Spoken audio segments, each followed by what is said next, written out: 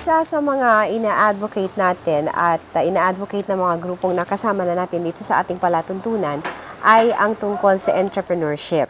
Kapag ka nagkakaproblema ang mga nation, nagkakaproblema ang even the global economic trending, ang pag-asa ay nasa entrepreneurship. Kaya kasama po natin ngayon, dalawang maginoo, si Sir Sunny at saka si Sir Henry na pwede natin sabihin poster children for entrepreneurship.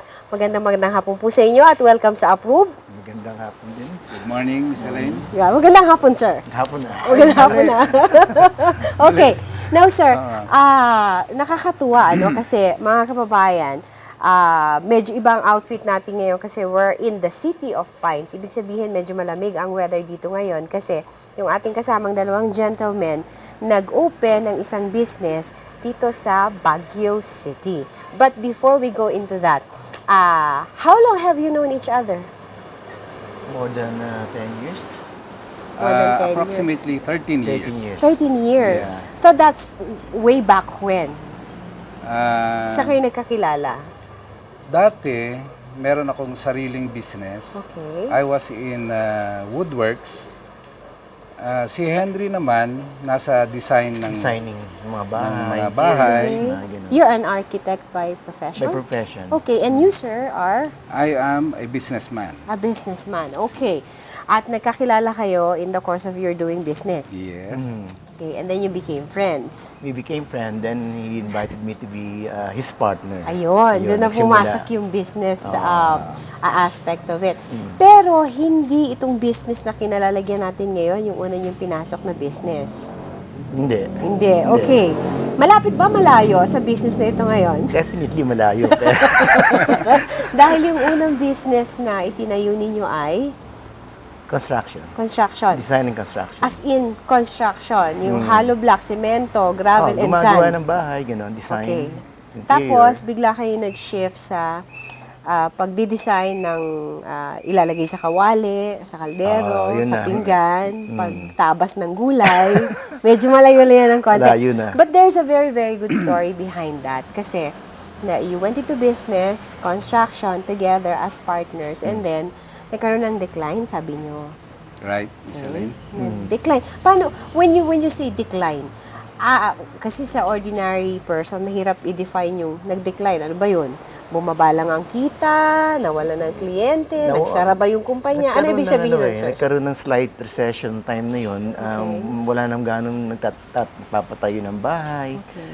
So, parang matigil na stall yung construction namin. Okay. And then, ito nga, sinadjust nga ng partner ko, meron pa tayong naiwan na pera. Okay.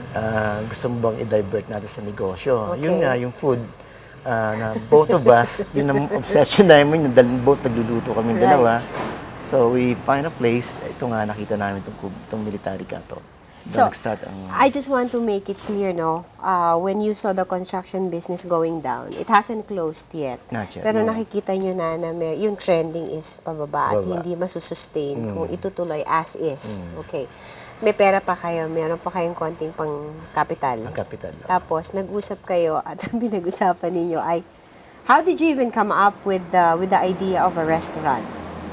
Well, yung unang idea namin is not to put up a restaurant for yung pinakamatagal, yung matagalan Yung talaga. long term. Parang temporary Okay. lang hanggang bumalik yung construction. Okay. So, Because you knew that it was going to come back. Yeah. Okay. Pero yung unang restaurant na tinayo namin ito, it was not entirely for yung pang high-end talaga, pang Right. middle class. Right. Dati karindere lang ang idea namin. Yung may mga lutong ulam dyan, ganun, may mag-walk-in, mga taxi drivers. Right, right. Pero eventually, hindi yun na nangyari. Yeah. Marami na pumapasok ng mga middle class, naghahanap ng mga pagkain na... Yeah. Sabi nyo kasi, nung una, hindi siya pumatok kasi parang Hindi pumatok. fast food. Sa Tagalog, turo-turo. Turo-turo. Okay, yung talagang titigilan para kumain ng mga taga dito rin. Mga taga Kasi dito. makikita nila. At saka isa pa palang thing dyan is, maraming mga kaibigan nyo nag-advise, do not put it up here. Yeah. Kasi malayo sa business district ng Baguio. Malayo. What possessed you to put it up here? Kasi medyo out of the way nga siya. Especially way back in 2003 when you started, medyo hindi pa to, mga katabi na kayong ibang restaurants ngayon. Wala kami lang. Dati wala talaga. So what made you decide to put it up here? Well, unang-una, wala kaming mahanap na lugar sa Central Business District. Okay. Pangalawa, nakita namin na maliit lang yung aming capital. So, naisip din namin na maghanap ng mas murang lugar. Okay. This place noon, parang pagawaan lang siya ng hollow blocks. So, kung wala ka talagang parang... Wala pupuntahan dito, hindi mo ito makikita. Yes. Hindi makikita. Wala Okay. talaga. Wala. So, malaking tawag dito, parang Sugal na. sugal para sa amin. Pero ang maganda dito, malaki yung parking area kasi maluwag yung kalsada. Merong jeepney line. Tapos malapit kami sa hospital. Okay. So yun yung naisip namin nung Tsaka una. malayo sa traffic, sa mga congestion. Yung mga, ano. So naisip namin na meron potential pa rin Okay. itong lugar. Yes, sir. Balikan ko lang yung kanina tungkol sa construction. Di ko maiwanan yung construction kasi okay. construction tapos restaurant. Talagang magkalayo siya. But before we go into your reasons for changing tactic, no, you told me kanina nung nag-decline yung sa construction business ninyo, you already had personnel. Yeah, yung mga loyal namin, But regular. that you couldn't let them go. Yeah, of course. So kahit wala nang kinikita ang construction, niretain nyo pa rin We sila. maintain them to maintain yung restaurant. Sila yung gumagawa ng mga chairs, yung mga equipment ng restaurant. So, yung inabsorb structure, nyo sila sa bagong tuloy-tuloy business. pa rin. And they remained with you na. Okay. Until now. Now, in all these things, sir, no, sa construction, alam naman natin kung gaano ka-tedious minsan yung sa permits lang dyan, yung certification natin dyan. Kasi part of the program or one of the major concerns of Approve is putting the programs of the government and the processes, no? Kasi minsan maraming natatakot sa pag-a-apply. Sa inyo, sir, bilang businessman, no, na natapos na dun sa isa, tapos nag-put up, tapos bumalik, tapos nagpo-put up ng iba pa, you go through all these processes, no, business permits and DTI. How do you find it, sir? And was it a challenge for you? Well, Elaine, pag pumasok ka sa negosyo, natural na kailangan mong kumuha ng mga business permits, mga magbayad ka ng fees, kumuha ka ng mga license sa ibang mga agencies. So talagang matrabaho. Pero this is part of going into business.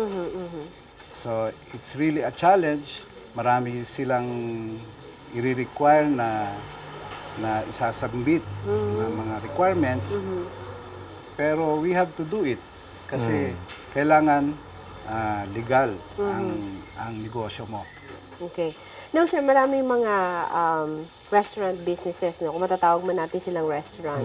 But in the food business na they decided to go underground, ibig sabihin under the radar, especially of the BIR, illegal, no? Tsaka doon sa mga regulating bodies, sa tawag dito, sa Bureau of Food and Drugs, mga ganyan, sa Department of Health. Oo.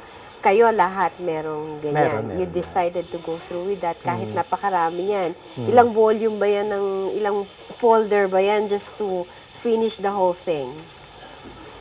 Marami yan dahil ilang branches sa restaurant. Okay. So it's separately, iba-iba yung ano niyan eh. Right. Iba-iba lahat ng ano niyan, mga Okay. documents niyan. Okay. So I mentioned about the ones who go underground, no? Yung Yeah. under the radar. Ano nakikita ninyo na advantage of doing what you did as opposed to yung ginawa ng ibang mga hindi nagpapakita sa gobyerno? Parang invisible sila sa gobyerno. Well, isa nga doon, legal ka, pwede kang magpa-interview kagaya ngayon. Hindi ka matatakot. Hindi ka takot. Okay. Meron kang itinatago. So, yun ang isang malaking advantage ng pagiging legal. Right. At saka nabibigyan mo ng protection yung mga empleyado. Kasi yung lahat ng benepisyo na dapat na ibinibigay sa kanila, tulad ng PhilHealth, Pag-ibig, SSS, na ibibigay ng restaurant. Okay. Now, after going through the processes, no, na-establish yun na to, doon naman gusto kong pumunta doon sa construction. And then, for a little bit yata, nag-try din kayo sa transport business. Negosyo niya yun. Negosyo ni Yeah, Sir. pero that Okay. was before na nag-meet Nag-meet pa kami kami. ni Henry. Okay. Ano naman yung ginawa mo, Sir, nung solo ka pa lang? Well, marami akong pinasok. Puro trial and error na Alright. business. Pero sa huli, talagang ang passion ko is nasa food. Okay. So mahilig ako magluto.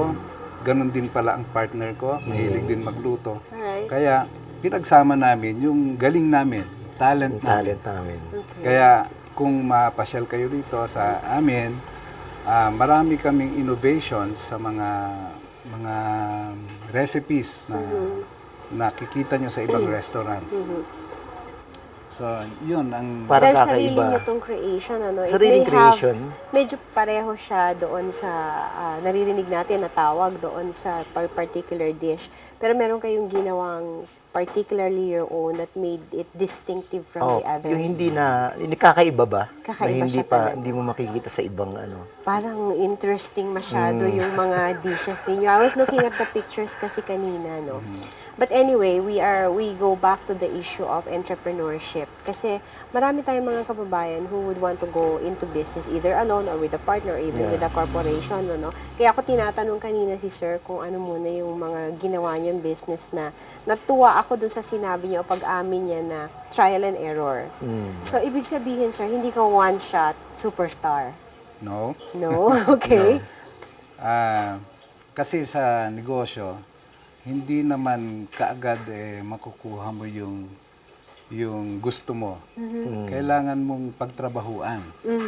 So, there are times na magfe-fail ka, pero you should not stop.